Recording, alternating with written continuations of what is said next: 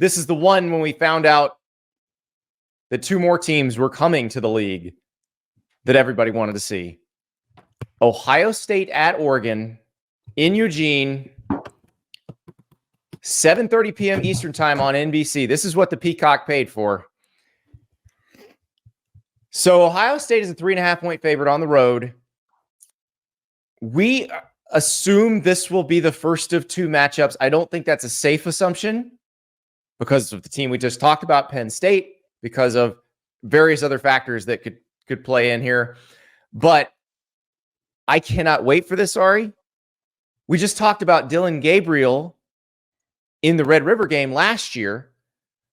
Like, I love the fact that a guy with experience like that comes into this because I think that matters. But Ohio State, if we watched all these other teams, Ohio State looks like the deepest, best constructed team in the country. But we have not seen them play anybody even close to their level. What happens when they do? We find out Saturday. Gotta love college football, or you have to wait till week 6 or Ohio State's 6th game to see them play a good team. So you know what I have seen a lot, Andy? And I think it's probably warranted because Ohio State has typically in the last few years lost the games against the teams that they are on equal footing with, especially Michigan. Everyone's like, oh, Ohio State's overrated. They always lose these games. Ryan Day chokes big time. All the stuff that you would hear. I don't know, because Ohio State hasn't played a marquee matchup this year, if people are quite up to speed with what this team is this year. Like, I think that this, having covered them for 10 years, looking at what they have on this roster right now, I think you can make a case that this is by far the most talented team that Ohio State has had in the last 20 years in terms of just who's on the roster. Right. Roster holes. Probably since that the one that won the national title under Tressel.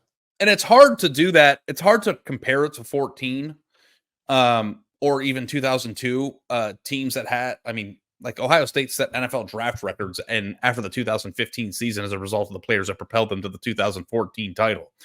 So we know we have that information right now. But when you think about the number of players who would have been drafted last year who are still on the team, the additions of Caleb Downs and Quinshon Judkins, like, this team is a team that doesn't have an overt weakness. And I think that is this brain out there of like, well, Ohio State is just going to Ohio State this game off and lose because they always falter in big time environments. And that's something that Ryan Day is going to have to deal with in terms of a reputation until he actually wins these games. But like, I think that this might be the best team since 2014. And maybe at the end of it, when we have all the context, might look back and go, I can't believe there's that many good players on one roster. Well, and I just need to see them against somebody good. Like, I firmly believe you when you say that. But the 2015 team is a great example of that because 2015 Ohio State, probably more talented, more experienced than 2014 Ohio State. They lost to Michigan State in a game they never should have lost. Like, that, sometimes it just doesn't work together. Sure. And we need to see that against a really good opponent. So now's our chance. We had an early preview of this game, and I said what Oregon has to do, and I firmly believe this, Oregon's got to make Ohio State miss some tackles. If Caleb Downs and company are just dragging down Oregon receivers the moment they catch the ball, Oregon's going to lose this game. They're not going to be able to move the ball consistently, and they're going to lose. If Tez Johnson and Evan Stewart and those guys can slip a couple tackles, can turn those short confidence passes into longer gains, then all of a sudden you've got a game here. And the other thing is, what is the one area on Ohio State's team that we still have questions about? The offensive line.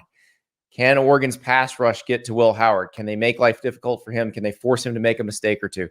That's really how Oregon wins this game. I don't know if this is the first of multiple meetings. It may be. It may be the first of two. It may be the first of three, for all we know. I'm really excited. I think Autzen Stadium is going to be electric. If you've never been to a big game at Autzen, 60,000 seats that sound like 100,000. It's so cool. I'm so excited for this game. I think Ohio State is the more talented team, Ari. I'm going to take Oregon. Yeah. So here's the thing about Ohio State. And I think that a lot of people have grown tired of hearing about total talent. So I'm not going to talk about total talent right now in this pick. But what I am going to do is point you to a formula that Michigan used last year, which was to bring back a ton of important players, use pieces in the portal to make a veteran roster deeper and better, and go Death Star for the entire year. Now, this Ohio State roster is last year's Michigan team supercharged. Like, if you think about it that way, like they have a bunch of players who came back who should be in the NFL right now in order to accomplish something. And then they got important portal pieces, including their quarterback, who we haven't even said his name. I think Ohio State. Will Howard's name. Oh, you did? Mm-hmm. It was memorable for me. No, I'm joking. I think Ohio State's going to win this game comfortably. I think Ohio State is going to put on notice the entire country that this is a different type of team. I don't think that we've been paying attention to them. We haven't spoken about them much on the show because they haven't played anybody worth a pulse. And like, this is the only team I think in the country that's going to go wire to wire without faltering. Like, I think that they're going to do it this year. So I think Ohio State's going to win. And I would not be surprised if it won in a way that they are not sweating the spread with 10 minutes left in the game. Use the code STAPLES, play $5, get $50 instantly. Looking at the board for Monday Night Football tonight, we got a little Saints and the, why am I blanking? The Chiefs, Saints and the Chiefs. Patrick Mahomes, of course, playing in this one. Ari, I was trying to decide what to do. Like, do I do a solidarity with my son's fantasy team PrizePicks play? Because he has Chris Olave and Travis Kelce in this game. So do I do a more than receiving yards on Chris Olave and Travis Kelce just to support my son in his? Are you guys watching the game together? Always. I mean, it's the number one rule of playing these types of games. You ride with your boys. You know what I mean? Yeah. All right. So yeah. So I'm gonna sprinkle in a little on Travis Kelce and Chris Olave more than their receiving yards totals. Both are in the high 50s on the PrizePicks number. But that's how you play it. You pick at least 2 squares. The more squares you pick, the higher the potential payout. And you just play. They got NFL, college football, NBA season's about to start. MLB playoffs are going on. They have esports. You name it, they got it at PrizePicks. Download the app. Use the code STAPLES. Play $5. Get $50 instantly. Woohoo. Are we calling for the blowout?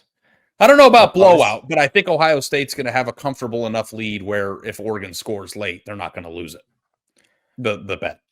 I think Oregon's going to take this one. I do.